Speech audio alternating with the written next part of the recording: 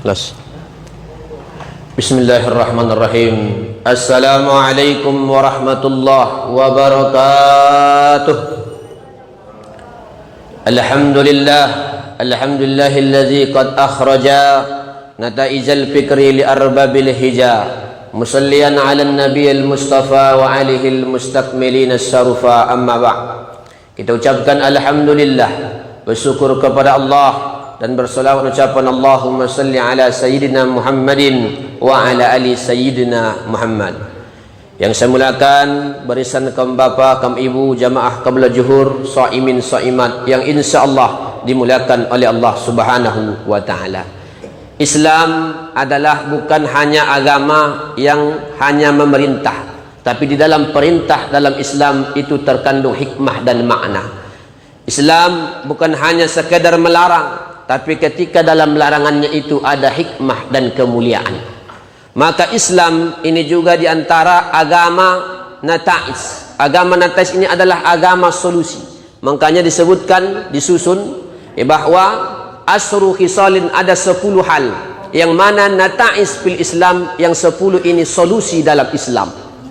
Jadi ada 10 hal yang mungkin tak bisa kita sampaikan 10-10-nya, yang mana 10 ini solusi dalam Islam. Nata'is, asru hisalin nata'iju fil Islam. Yang pertama, turidu asihata. Kalau kau ingin menjadi orang yang sehat, diantaranya adalah alaika bisyam, hendaklah kalian sering berpuasa. Jadi puasa ini bukan hanya diantara amal yang paling hebat pahalanya di sisi Allah, ternyata ini juga mensehatkan. Walaupun hadisnya dhaif, sumu tasihu, puasalah kamu, kata Nabi, akan dirimu menjadi sehat. Makanya seorang dokter ya dari Jerman berkata melalui koran, saya baca Pak, melalui catatannya Pak, di antara hikmah ya khasiat orang yang sering puasa ini diantaranya adalah terhindar daripada penyakit seperti jantung, badannya lebih steril, aliran darahnya lebih bagus. Ini seorang dokter dari Jerman. Dia katakan, dia teliti, ternyata orang-orang yang puasa itu ya banyak hikmahnya.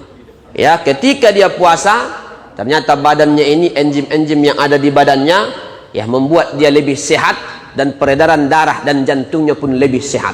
Ini kan seorang dokter, pakar dia Pak.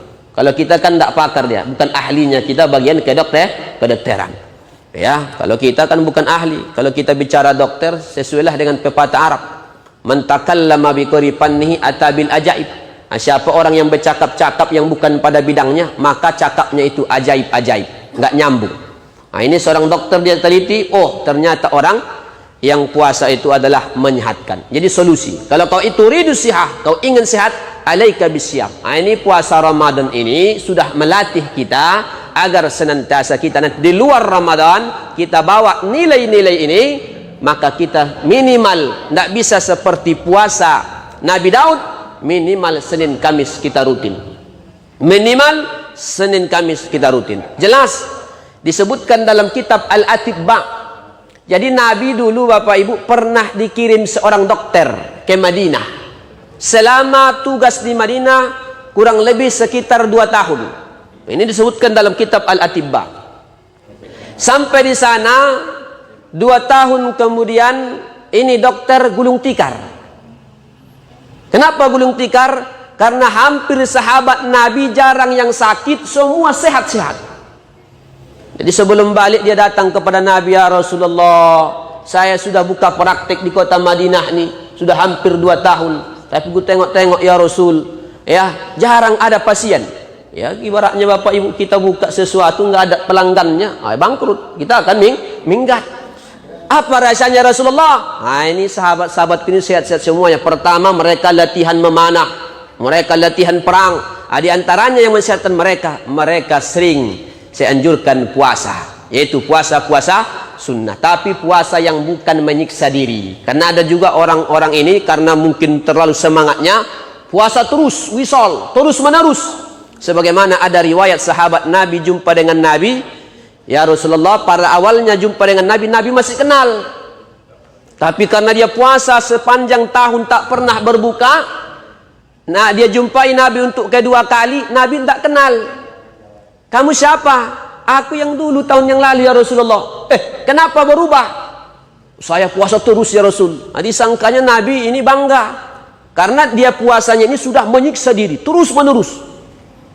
Ya, bos sambung-sambung terus puasa, terus puasa, terus puasa. Apa kata Nabi? Man amaraka, siapa yang memerintahkanmu antu azziba nafsak, untuk mengajab dirimu.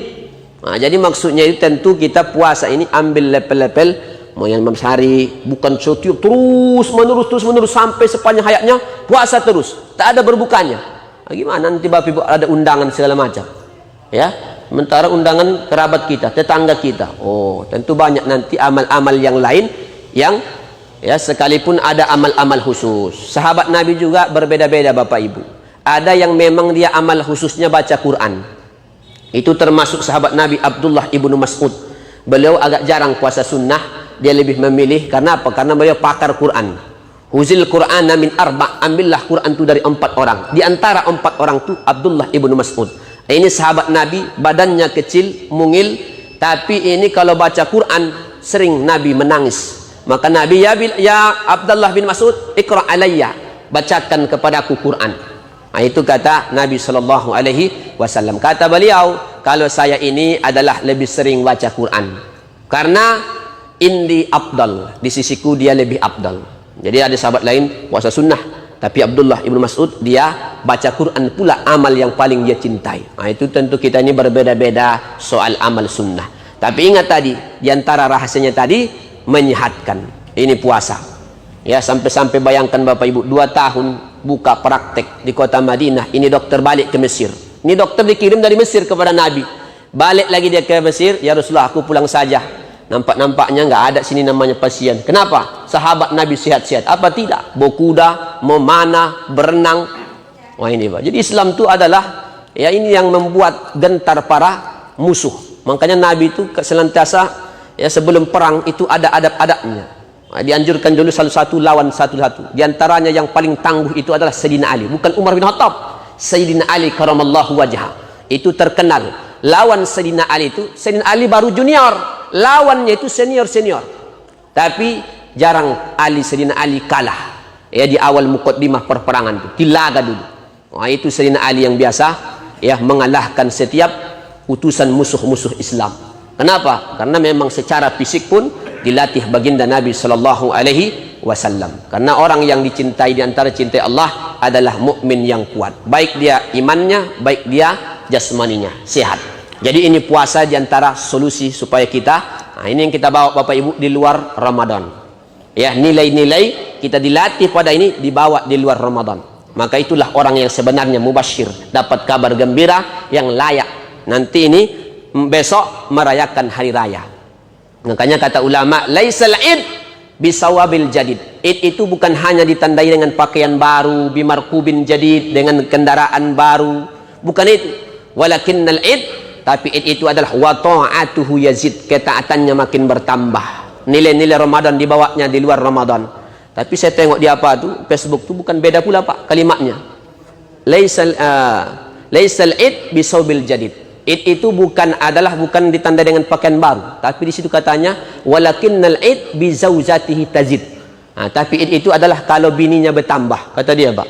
Nah, jadi hari raya itu katanya bi zaujatihi tazid. Kalau bertambah bininya, berarti itu hari raya itu kata dia Pak. Oh begitu pula, ditambah-tambah orang kalimat-kalimat itu. Nah, ini Bapak Ibu yang dimuliakan Allah Subhanahu wa taala. Yang kedua, turidu nurul wajah. Kalau kau ingin nurul wajah, bimbingan Allah yang bisa tampak dari wajah orang beriman, alaika bis salatit tahajud. Hendaklah kita ini Bapak Ibu ada salat malamnya. Kita sudah dilatih ini. Itu salat malam juga tarawih itu Pak. 8 rakaat atau 11, 3 witirnya, ya 8 tarawih. Dilatih kita ini. Minimal kita kata Buya Hamka walau rakaatani, sekalipun cuma 2 rakaat tapi istiqamah. Kenapa? Mendatangkan nurul wajah. Makanya seorang ulama besar bernama Imam Hasan Al-Basri disebutkan dalam manakibnya, menurut orang yang melihat wajahnya Hasan Al-Basri, menambah husukku selama dosisnya itu 1 minggu. Oh itu Pak, melihat wajah Hasan Al-Basri menambah dosis supaya dalam ibadah itu semangat mengingat Allah, dosisnya 1 minggu.